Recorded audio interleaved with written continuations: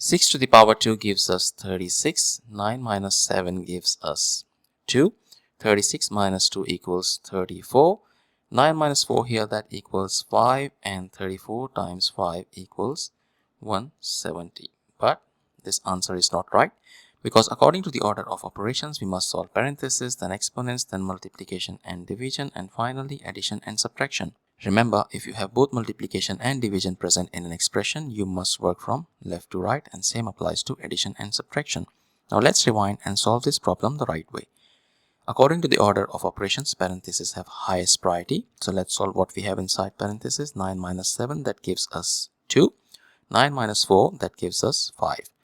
Our expression simplifies to 6 square minus 2 times 5.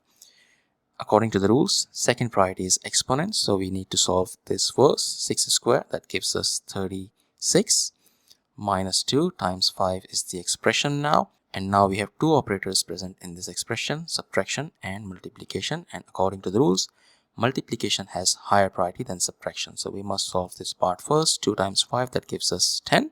And our expression simplifies to 36 minus 10, which equals 26, which is the final and correct answer to this problem. Thank you for watching. Please like the video, comment your answers, and subscribe to our channel.